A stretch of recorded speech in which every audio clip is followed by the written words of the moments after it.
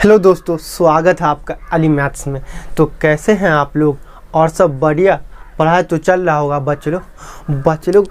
आज की क्लास में हम लोग बात करने वाले हैं त्रिभुज में एक्सरसाइज 6.6 को पढ़ने से पहले एक थ्योरम आपको पढ़ना होगा। एक थ्योरम 50 सवाल कंप्लीट। एक थ्योरम मतलब जिसको बोलते हैं प्रमेय। ये प्रमेय आपके मैट्रिक के एग्ज़ाम में कहीं भी क्वेश्चन ये तो आता ही आता है, क्योंकि ये थ्योरम है ना। ये थ्योरम को अगर आप लोग समझ गए तो एक का 50 का 100 सवाल का जवाब दे सकते हैं। तो बच्चे लोग आज के क्लास में हम लोग 6.6 थ्योरम को सॉल्व करेंगे। तो कुछ नहीं करना है, आपको कॉपी पेन लेके कहीं पे साइड में बैठ जाना है और लास्ट तक वीडियो देखना है। और 5 नंबर ये मैट्रिक के एग्ज़ाम में 110% 5 नंबर में आते। आइए थ्योरम पढ़ते हैं। और थ्योरम क्या बोलता है, उसे किस तरीक़ा से प्रूव किया जाता है, मतलब सिद्ध किया जाता है, उसे सिद्ध करते हैं। आइए प्रमेय पढ़ते हैं। प्रमेय 6.6 ये प्रमेय है। थ्योरम 6.6 है। दो समरूप त्रिभुज के क्षेत्रफलों का अनुपात उनके संगत भुजाओं के वर्गों के अनुपात के बराबर होता है। उनके संगत भुजाओं के अनुपात के वर्गों के बराबर होता है। ये प्रूव करना है। देखिए, दो समरूप त्रिभुज ए बी सी और पी क्यू आर ये समरूप है।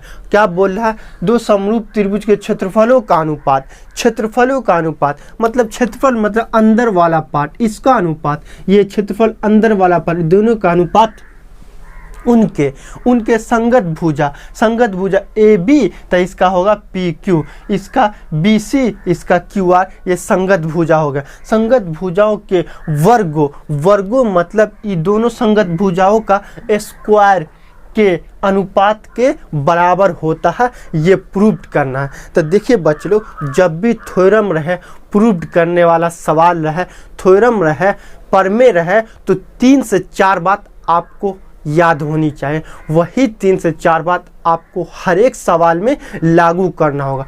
पहला क्या समझिए।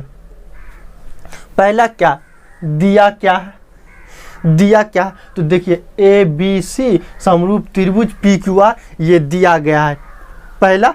दूसरा क्या है? सिद्ध करना क्या है? सिद्ध क्या करना है आपको? एरिया ए बी सी बट्टा एरिया पी क्यू आर, ये दोनों का एरिया जो है क्षेत्रफलों का अनुपात, क्षेत्रफल मतलब एरिया, क्षेत्रफलों का अनुपात उनकी संगत भुजा ए बी का स्क्वायर बट्टा बी सी का स्क्वायर, पी क्यू का ए बी का स्क्वायर बट्टा पी क्यू का स्क्वायर के वर्गों के अनुपात के बराबर होता है। सेम उसी तरह सभी भुजाओं के वर्गों के अनुपात के बराबर ये सिद्ध करना है। ठीक। अगर तीसरा बात, अगर रचना लेना है तो रचना लेना पड़ेगा, लेकिन इस थ्योरम में आपको रचना लेना ही पड़ेगा। रचना के बिना सवाल, ये जो थ्योरम है, बनेगा नहीं। तो रचना लेंगे। तो रचना क्या लेंगे, आइए देखते हैं। क्या रचना? ए डी लंब बी सी, ए डी लंब बी सी और ए डी लंब बी सी खींचिए।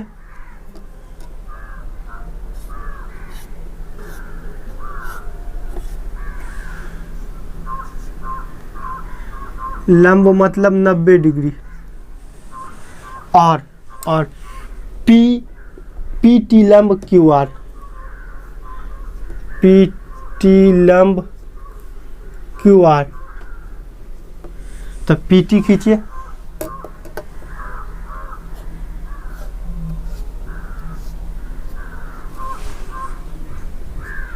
पी टी लंब क्यू आर, यहाँ तक कोई दिक्कत? ये रचना खींचे, ए डी लंब B C and P T लंब क्यू आर। ठीक। अब क्या करेंगे? प्रमाण। चौथी बात क्या है? प्रमाण से हम लोग सॉल्व करना स्टार्ट करेंगे, मतलब प्रूफ करना स्टार्ट करेंगे। कैसे करेंगे? तो लास्ट तक बने रहिए। देखिए, दिया क्या है, दिया हुआ से स्टार्ट करेंगे। दिया क्या है कि ABC समरूप त्रिभुज PQR, ABC समरूप त्रिभुज PQR। और हम लोग पिछले कई क्लास में हम लोग पढ़े हैं कि समरूप त्रिभुज का जो होता है संगत कोण और संगत भुजा बराबर होता है। तो क्या है, चूंकि त्रिभुज ABC समरूप त्रिभुज PQR दिया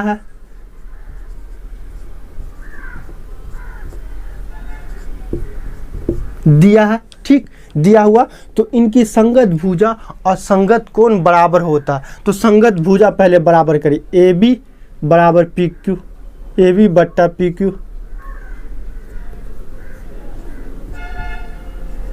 AB बट्टा PQ, BC बट्टा QR,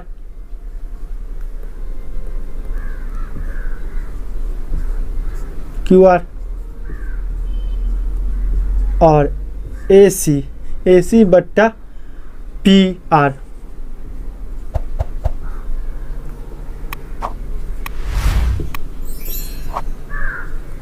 समीकरण एक।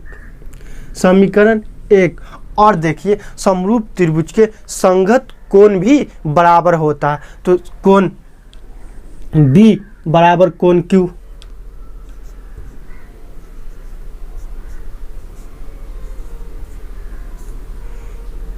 समीकरण दो। यहाँ तक कोई दिक्कत नहीं। अब क्या करेंगे, दोनों त्रिभुज का एरिया निकालेंगे। और एरिया का फॉर्मूला आप लोगों को तो पता होता है, किसी भी त्रिभुज का क्षेत्रफल को बोलते हैं एरिया। तो किसी भी त्रिभुज का क्षेत्रफल होता है 1/2 आधार गुणे ऊंचाई। आइए पहले ABC का एरिया निकालते हैं।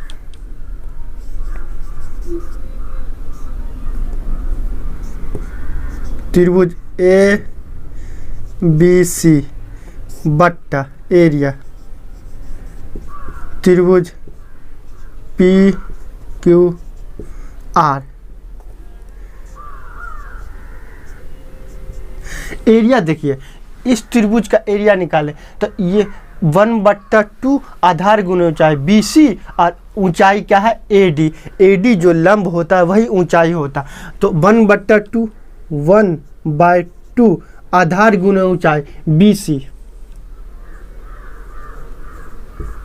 ऊंचाई देखिए AD, त्रिभुज ABC में ऊंचाई देखिए AD,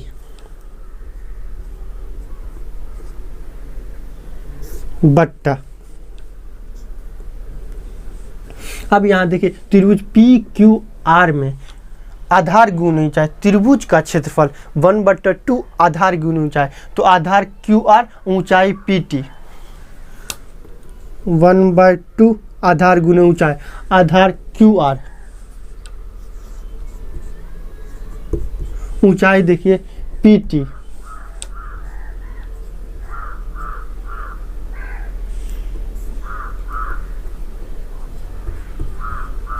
समीकरण 3। अब गौर से देखिएगा बच्चे लोग, इस समीकरण 3 इसको अभी मत मानिए, ये कट गया, बचा क्या, BC बट्टा QR गुने AD बट्टा PT। इसको समीकरण 3। अब गौर से देखिएगा बच्चे लोग, समीकरण 1 और 3 से BC बट्टा QR के बदले में AB बट्टा PQ लिख सकते हैं। जी सर लिख सकते हैं, क्योंकि दोनों बराबर है तो मतलब BC बट्टा QR के बदले में AB बट्टा PQ लिख सकते हैं। जी सर लिख सकते हैं। तो आइए लिखते हैं समीकरण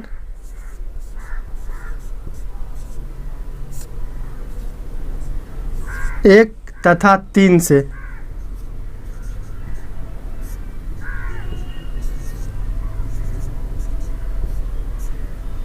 ठीक। समीकरण 1 तथा 3 से 1 और 3 को देखिए तो त्रिभुज ए बी सी बट्टा एरिया त्रिभुज पी क्यू आर क्या होगा? एरिया त्रिभुज ए बी सी और त्रिभुज पी क्यू आर का क्या होगा? ये बी सी बट्टा क्यू आर के बदले में ए बी बट्टा पी क्यू लिख सकते हैं। जी सर लिख सकते। तो ए बी बट्टा पी क्यू गुने, और ये जिस तरह है उस तरह रहेगा, ए डी बट्टा पी टी, ए डी बट्टा पी टी। यहाँ तक कोई दिक्कत? कोई दिक्कत। इसको समीकरण 4, समीकरण 4 यहाँ तक तो कोई दिक्कत नहीं होगा। अब यहाँ पे देखिए बच्चे लोग, अब समझने वाली बात है। यहाँ पे अब क्या करेंगे? कॉन्सेप्ट लगाएंगे और थ्योरम प्रूव्ड हो गया। कॉन्सेप्ट लगाएंगे और प्रमेय प्रूव्ड हो गया। कैसे? तो आइए देखते हैं।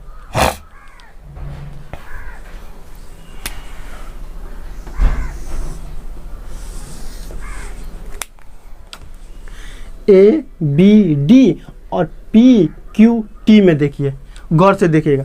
ए बी डी और पी टी क्यू में देखिए, ये 90 ये 90, ठीक।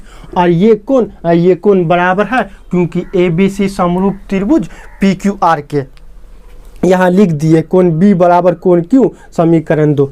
आइए त्रिभुज ए बी डी और त्रिभुज पी क्यू टी में लेते हैं। उसके बाद क्या होगा? थ्योरम प्रूव्ड हो गया। आइए देखिए, त्रिभुज ए बी डी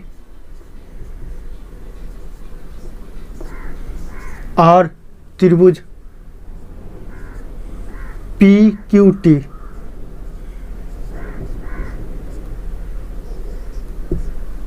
में गौर से देखिए, ए बी डी और पी क्यू टी में गौर से देखिए, कोण बी कोण क्यू के बराबर।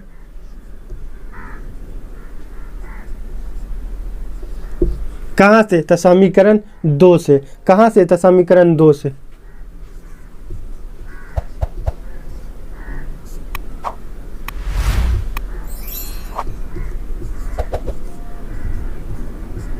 ठीक।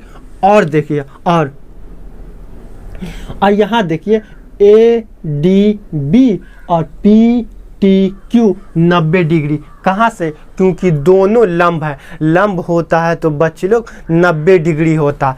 तो क्या? ए डी बी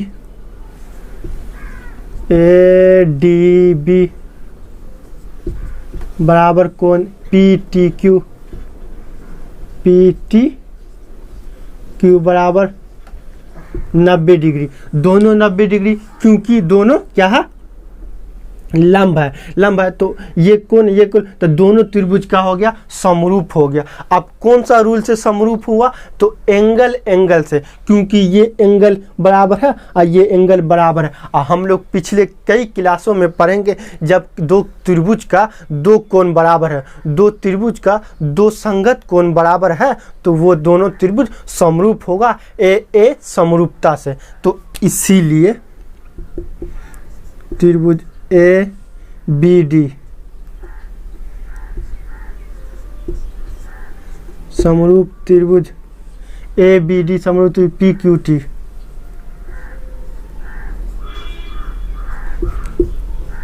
एंगल से, ए समरूपता से। और ये भी जानते हैं, जब दो त्रिभुज समरूप होता है तो उनके संगत कोण और संगत भुजा आपस में अनुपात बराबर होता है। तो संगत भुजा ए बी, यहाँ पी क्यू, ए बी बट्टा पी क्यू, ए बी बट्टा पी क्यू। और यहाँ देखिए ए डी, यहाँ पी टी,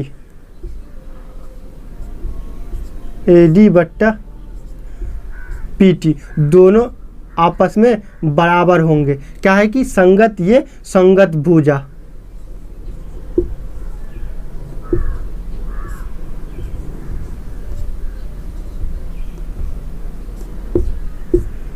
संगत भुजा आपस में बराबर होते। इसको समीकरण को यहाँ 4 माने थे, इस समीकरण को 5।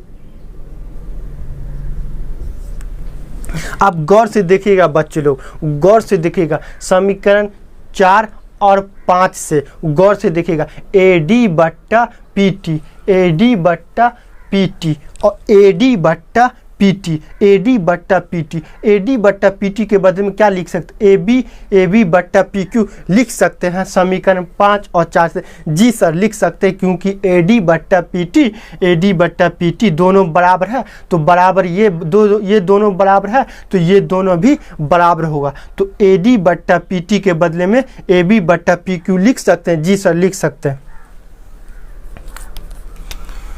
समीकरण 4 तथा 5 से, समीकरण 4 तथा 5 से गौर से देखिएगा, समीकरण 4 और 5 से गौर से देखिएगा तो AB एरिया त्रिभुज ABC एरिया त्रिभुज PQR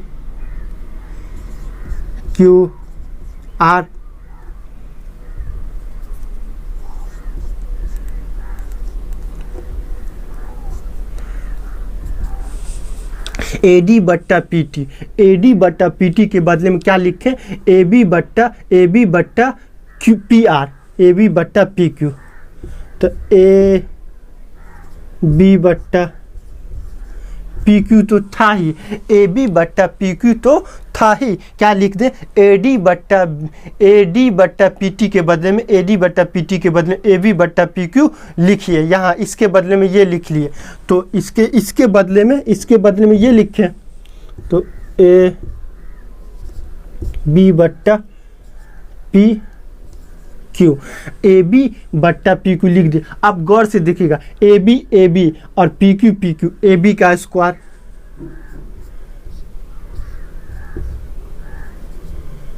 और PQ का स्क्वायर आ गया ना। दो समरूप त्रिभुज के क्षेत्रफलों का अनुपात, दो समरूप त्रिभुज के क्षेत्रफलों का अनुपात उनकी संगत भुजाओं के वर्गों के अनुपात के बराबर होता है। देखिए आ गया ना वर्ग, इसी तरह ये क्या हो गया, प्रूव्ड हो गया, इसी तरह ये क्या हो गया, प्रूव्ड हो गया। इसीलिए एरिया त्रिभुज ABC बट्टा त्रिभुज PQR क्या हो गया, AB बट्टा PQ का स्क्वायर बराबर BC बट्टा QR का स्क्वायर बट्टा AC बट्टा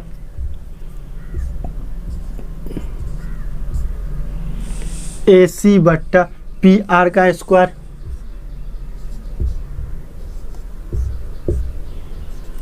यही आपको लोग का क्या हो गया, प्रूव्ड।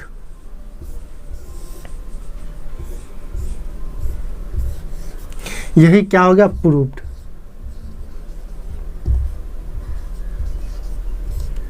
इस तरह ये क्वेश्चन एकदम सिंपल तरीका से, मतलब ये थ्योरम प्रूव्ड हो गया। एक थ्योरम आपको 50 सवाल प्रूव्ड हो गया, मतलब एक थ्योरम के वजह से आप लोग का 50 का 100 सवाल समझ में आ जाएगा।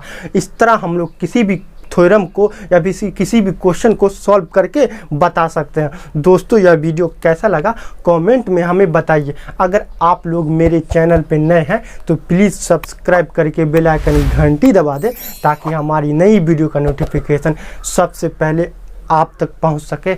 जय हिंद, वंदे मातरम।